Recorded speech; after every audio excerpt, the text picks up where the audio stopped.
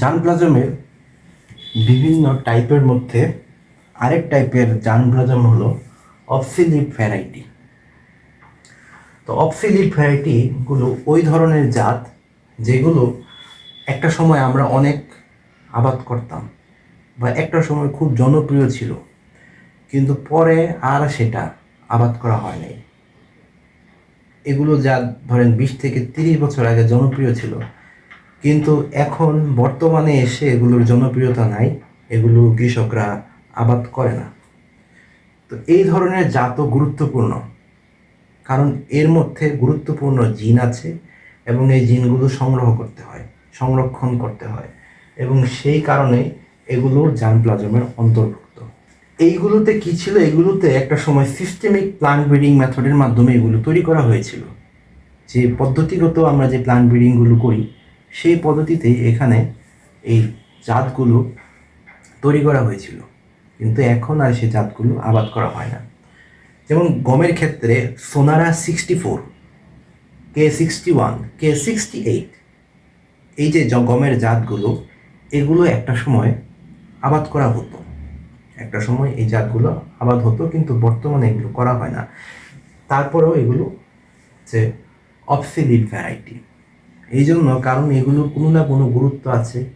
মনে রাখবেন, প্রকৃতিতে বিদ্যমান প্রত্যেকটা জিনই গুরুত্বপূর্ণ, প্রত্যেকটা জিনই ইম্পর্ট্যান্ট। এই জন্য প্রতিনিয়ত যে নতুন নতুন স্পিসিসগুলো আবিষ্কার হচ্ছে সেগুলোর জিন সিকোয়েন্স করা হয়। ধরেন বর্তমানে কোনো একটা জাত আসতো যেটা ফেল করলো, খুব মারাত্মকভাবে ফেল করলো, কোনো একটা জিন তার মধ্যে নাই, এই কারণে ফেল করলো, তখন কী করা হলো, ওই অবসিলিট ভ্যারাইটি থেকে ওই জিনটাকে নিয়ে ব্যবহার করবে। এই জন্য অবসিলিট ভ্যারাইটির জার্মপ্লাজম থাকাটা ইম্পর্ট্যান্ট। কারণ যেগুলো আমরা কনভেনশনাল যে ব্রিডিং করলে আমরা যে জাতগুলো এখন চাষ করি, এগুলো কিন্তু অনেক জিন এগুলোর মধ্যে থাকে না, এখানে জিন ইরোশন হয়। এই জন্য এই অবসিলিট ভ্যারাইটিগুলো রাখতে হয়। তো তারপরে আরেকটা আসতেছে ভ্যারাইটি আন্ডার কাল্টিভেশন। এই যে আমরা বর্তমানে যে জাতগুলো আবাদ করি, বা আপনারা ধান ক্ষেত দেখতেছেন কোথাও বেড়াইতে গেলে, বা বিভিন্ন ফসলের জাত দেখতেছেন, এই সবগুলি হচ্ছে ভ্যারাইটি আন্ডার কাল্টিভেশনের মধ্যে পড়ে। অর্থাৎ যে ভ্যারাইটিগুলো আমরা বর্তমানে এখন কাল্টিভেট করি, এগুলোরও গুরুত্ব অনেক বেশি এবং এগুলোকে জার্মপ্লাজম রূপে কনসিডার করা হয়। কেন করা হয়? কারণ এগুলোর মধ্যেও ইম্পর্টেন্ট জিন থাকতে পারে। তো এখন যে ভ্যারাইটিগুলো কাল্টিভেট করে, এগুলোর ন্যারো জেনেটিক বেসিস আছে, এটা ন্যারো জেনেটিক বেসিসে থাকে। কেন থাকে? অর্থাৎ এগুলোর মধ্যে জিনের সংখ্যা কম থাকে, খুব যেমন ল্যান্ড রিসেসের মধ্যে যেরকম জিন পাবেন আপনি, এটার মধ্যে কিন্তু সব ধরনের জিন পাবেন না। যেমন 2 ধরনের মরিচ আছে, একটা হচ্ছে কালো দেশি মরিচ, যেটার মরিচটা কালো হয়, এটা কিন্তু একটা ভালো একটা মরিচের জাত, কিন্তু আরেকটা পাশাপাশি আছে হাইব্রিড মরিচ। তা আপনি যদি ফিল্ডে ট্রায়াল দেন, বিশেষ করে হচ্ছে ফেব্রুয়ারি মার্চ মাসে যদি এগুলো অবজার্ভ করেন, তাহলে দেখবেন যে দেশি জাতের যেই মরিচগুলো আছে এগুলোতে পোকার আক্রমণ হয় না বললেই চলে, কিন্তু যে হাইব্রিড জাত যেগুলো মরিচ আপনি বপন করতেছেন, এগুলোর মধ্যে দেখবেন যে মরিচের মধ্যে পাতা কুঁকড়ানো একটা বিরাট সমস্যা, থ্রিপস, অ্যাফিড, এদের আক্রমণ প্রতিনিয়ত হয়। কেন? কারণ ওই পোকার বিরুদ্ধে তাদের রেজিস্ট্যান্স নাই। দেশি জাত বা ল্যান্ড রিসেসে যে রেজিস্ট্যান্সটা আছে, সেটাই যে আমরা যে হাইব্রিড মরিচ আবাদ করতেছি ওগুলোর মধ্যে সহজে পাওয়া যায় না। এই জন্য এদের ন্যারো জেনেটিক বেসিসে থাকে। কেন থাকে? 2টা কারণ বলতে পারি যে এই জন্য থাকে। একটা হচ্ছে হাইব্রিডাইজেশন, অর্থাৎ হাইব্রিড জাত তৈরি করা। এই যে আমরা জাতের যখন হাইব্রিডাইজেশন করি তখন অনেক জিন বাদ পড়ে। আবার আমরা যেই বর্তমানে যে জাতগুলো আবাদ করতেছি, এগুলো ম্যাক্সিমামই পিওর লাইন, পিওর লাইন সিলেকশনের মাধ্যমে এগুলো আসছে। তো এই কারণে এগুলোর মধ্যে জিন যেটা থাকার পর্যাপ্ত জিন এগুলোর মধ্যে থাকে না, জিনের সংখ্যা কমে যায়। আর এই কারণে এগুলো সব জায়গায় অ্যাডাপ্টেবল হয় না। দেখা যায় ম্যাক্সিমাম ক্ষেত্রে বেশি বেশি পোকা আর রোগের মাধ্যমে আক্রান্ত হইতেছে, তাই না? এটা হয়ে থাকে। তো এই জন্য দেখা যায় যে এগুলো সব এলাকাতে আপনি আবাদ করতে পারবেন না, সব রকম আবহাওয়ার মধ্যেও আপনি আবাদ করতে পারবেন না, নির্দিষ্ট সিজনে শুধু আপনি এগুলোকে গ্রো করতে পারবেন। যেমন ব্রিধান 88, ব্রিধান 88, এটা হাওর এলাকার জন্যই উপযোগী, কিন্তু আপনি বাংলাদেশের অন্য জায়গায় যেমন কোস্টাল এরিয়াতে এই ধান যদি করেন আপনার খুব একটা লাভ হবে না, কিন্তু আবার এই ধান যদি আপনি হাওড় এলাকায় করেন তাহলে আপনি ভালো লাভবান হবেন। কারণ কি? কারণ হচ্ছে ন্যারো জেনেটিক বেসিস আছে, এই সব জায়গায় উপযুক্ত না। আচ্ছা, এর সাথেই আরেকটা সমার্থক কথা আমরা শুনে থাকবো, ওয়াইডার জেনেটিক বেসিস। তো ওয়াইডার জেনেটিক বেসিসটা কি? যে এমন কিছু জাত আপনি পাবেন, যেমন আমাদের দেশি জাত, দেশি মরিচ, এই জাতগুলো এগুলো প্রায় সব সময়, প্রায় সব ধরনের ঋতুতে বা প্রায় সব জায়গাতে চাষ করা যায়। প্রায় সব জায়গাতে এগুলো আবাদ করা যায়। তো এই যে তার জেনেটিক বেসিসটা আমরা কিভাবে পাইছি, বা এই জাতটা সব জায়গায় কিভাবে আমরা বুঝতে পারলাম যে আবাদ করা যায়, এই জন্য যে এই জাতগুলো প্রথমে একবার ট্রায়াল করা হয়েছিল, পুরা দেশে ট্রায়াল করা হয়েছে, বিভিন্ন দেশে বিভিন্ন প্রান্তে নিয়ে এই জাতগুলো সায়েন্টিস্টরা দেখছে, অবজার্ভ করে দেখছে যে এগুলো কি ভালো পারফর্ম করে কিনা। দেখা গেল প্রায় বাংলাদেশের সব জায়গাতে ভালো পারফর্ম করছে। তখন আমরা বলতে পারবো যে এটা হচ্ছে একটা ওয়াইডার জেনেটিক বেসিসের জাত।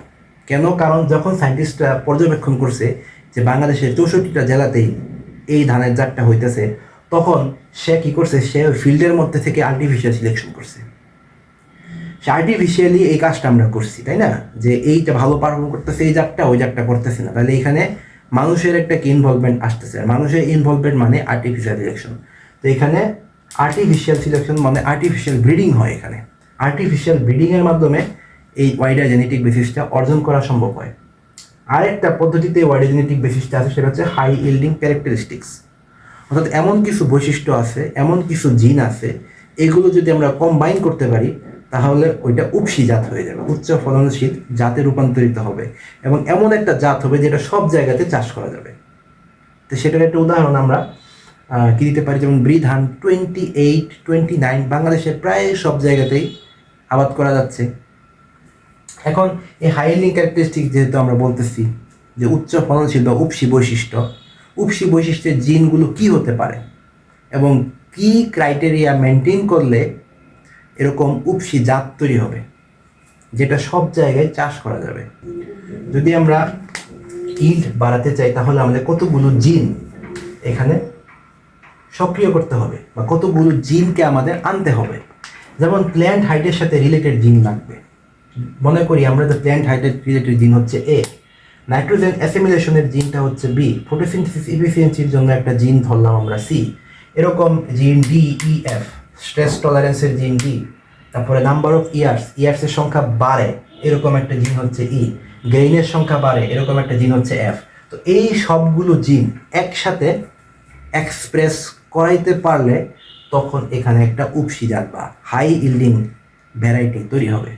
তাহলে এগুলো হচ্ছে হাই ইল্ডিং ক্যারেক্টারিস্টিক্সগুলো কি কি? প্লান্ট হাইট, নাইট্রোজেন অ্যাসিমিলেশন, অর্থাৎ নাইট্রোজেনটা ওই প্ল্যান্ট ভালোভাবে ব্যবহার করতে পারতেছে কিনা সেটার উপর, এবং নাইট্রোজেন ভালোভাবে ব্যবহার করার জন্য কিছু জিন লাগবে, ওই জিনগুলো থাকলেই প্ল্যান্টটা খুব বেশি পরিমাণে নাইট্রোজেনকে ব্যবহার করতে পারবে। তারপর হচ্ছে ফটোসিনথেটিক এফিসিয়েন্সি, যে ফটোসিনথেসিস বেশি হবে এবং এই বেশি ফটোসিনথেসিস হওয়ার জন্য সেই জিনগুলো লাগবে। তারপর হচ্ছে ট্রেস, বিভিন্ন রোগ বা বিভিন্ন পোকার আক্রমণ, এগুলো দমন করার জন্য কিছু রেজিস্ট্যান্স বা কিছু টলারেন্ট জিন লাগবে, ওই জিনগুলো থাকলে সে ভালো পারফর্ম করতে পারবে। তারপর যদি একটা গাছের ক্ষেত্রে আমরা যেমন দানা শস্য, ওটার ক্ষেত্রে যদি আমরা ইয়ারের সংখ্যা বাড়াইতে পারি, যদি তার গ্রেইনের সংখ্যা বাড়াইতে পারি তাহলে কী হবে? তাহলে তার ইল্ড বাড়বে।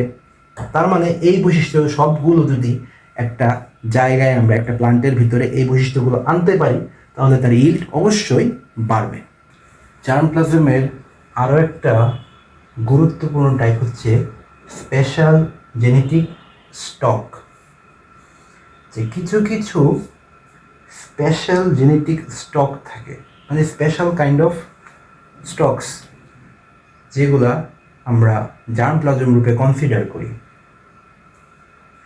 স্পেশাল জেনেটিক স্টকের মধ্যে আমরা পাই মিউটেন্ট লাইন, ক্রোমোজোমাল অ্যাবিরেশন হওয়া কিছু ভ্যারাইটি, বায়োটেকনোলজিক্যালি ডেভেলপড কিছু ভ্যারাইটি, এবং যে বন্য জাত যেগুলো আছে ওয়াইল্ড স্পিসিস সেগুলো। তো এই স্পেশাল জেনেটিক স্টকের মধ্যে প্রথমে আসছে মিউটেন্ট লাইন। প্রকৃতিতে ন্যাচারাল মিউটেশন বা ল্যাবরেটরিতে আর্টিফিশিয়াল মিউটেশনের মাধ্যমে কিছু কিছু মাঝে মাঝে অনেক ভালো ভালো লাইন তৈরি হয়, সেই লাইনগুলোকে সংরক্ষণ করা হয় জার্মপ্লাজম রূপে। এরপর ক্রোমোজোমাল অ্যাবিরেশন, যে ক্রোমোজোমাল অ্যাবিরেশন উদাহরণ যেমন অ্যানিউপ্লয়েডি, পলিপ্লয়েডি, এরকম অনেক জাত আছে, অ্যানিউপ্লয়েডি জাত, পলিপ্লয়েডি জাত। এই জাতগুলো জার্মপ্লাজম রূপে কনসিডার করা হয়। কেন? কারণ এটার মধ্যে এক্সট্রা পেয়ার অফ ক্রোমোজোম থাকে এবং ওই এক্সট্রা পেয়ার অফ ক্রোমোজোম দেখে বিজ্ঞানীরা বুঝতে পারেন যে এই পেয়ার অফ ক্রোমোজোম বা এই ক্রোমোজোমটা বা একটা ক্রোমোজোম যদি বাদ গেলে তার মধ্যে কী ধরনের বৈশিষ্ট্য আসতে পারে। যেমন ধরেন একটা ক্রোমোজোম ছিল যেটা রোগ প্রতিরোধে খুব বেশি সাহায্য করত, তো কোনো একটা কারণে ওই ক্রোমোজোমটা বাদ গেল, তাহলে তখন সায়েন্টিস্টরা বুঝতে পারবে যে ওই ক্রোমোজোমের গুরুত্বটা কী।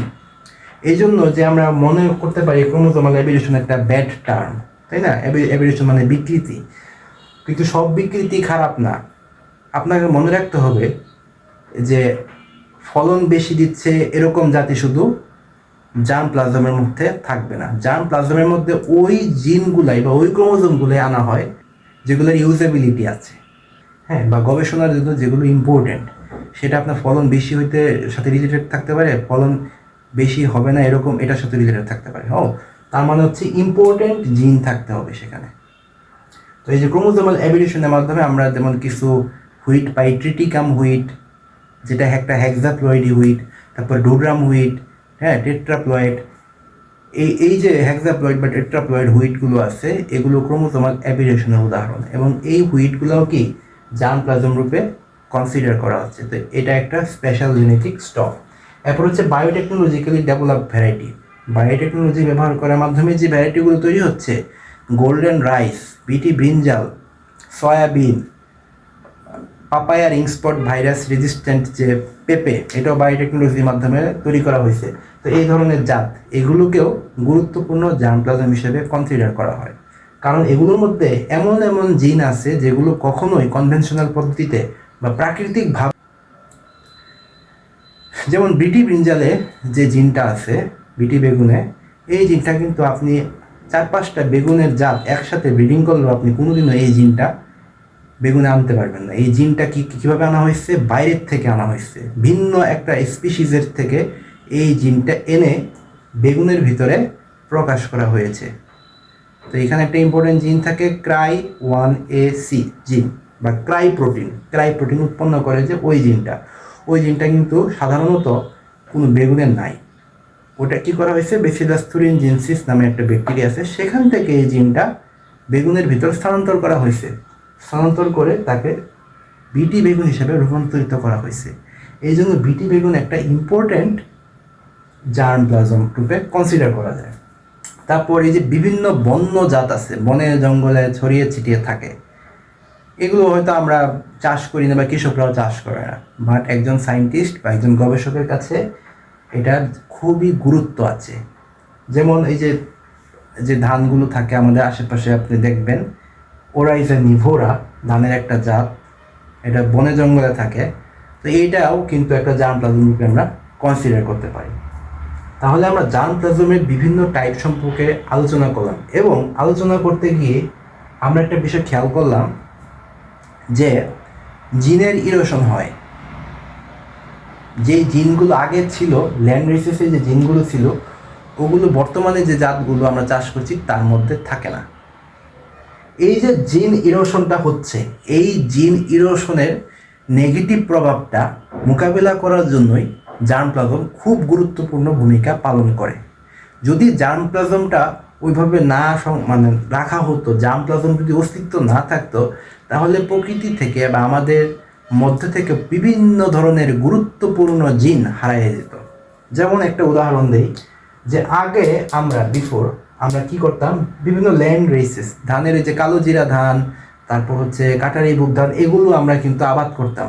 এগুলোর মধ্যে কি ছিল? এগুলোর মধ্যে বৈশিষ্ট্য ছিল যে এগুলো খুব অ্যারোমেটিক থাকতো, সুগন্ধি চাল বা খুব সুগন্ধি জাত। তো এগুলোর মধ্যে যে পোকামাকড়ের আক্রমণও কম হতো, কিন্তু সমস্যা ছিল কি, এগুলোর ফলনটা কম হতো। তো পরে কি করা হলো, পরে এগুলো হাইব্রিডাইজেশন হাইব্রিড জাত তৈরি করা হলো, পরে এখানে পিওর লাইন সিলেকশন করা হলো। তো এগুলো করার কারণে কি হলো, এইখানে যে বিভিন্ন জিন থাকে, যেমন রাইসের অ্যারোমেটিক হওয়ার জন্য, সুগন্ধি হওয়ার জন্য যে জিনটা, সেটা বাদ পড়লো।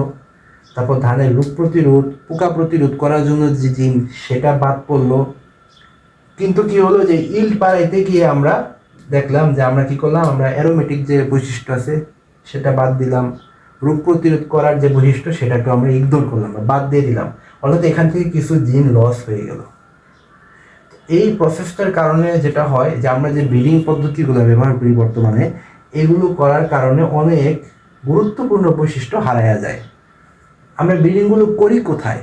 আমরা মেনলি সাধারণত যে ল্যান্ড রেসেস আছে সেখান থেকেই তো নতুন নতুন জাত তৈরি করি। হ্যাঁ, আমাদের যে ল্যান্ড রেসেস বা প্রিমিটিভ যে ভ্যারাইটিগুলো ছিল, কালো জিরা, কাটারি ভোগ, এগুলোর থেকেই তো আমরা মডার্ন রাইসগুলো তৈরি করছি। তো যখন তৈরি করছি তখন এই জিনিসগুলো হারায় গেছে, অনেকগুলো জিন সেখান থেকে হারায় গেছে। তো এই পদ্ধতিটাই হচ্ছে জিন ইরোশন, লস অফ জেনেটিক ভেরিয়াবিলিটি।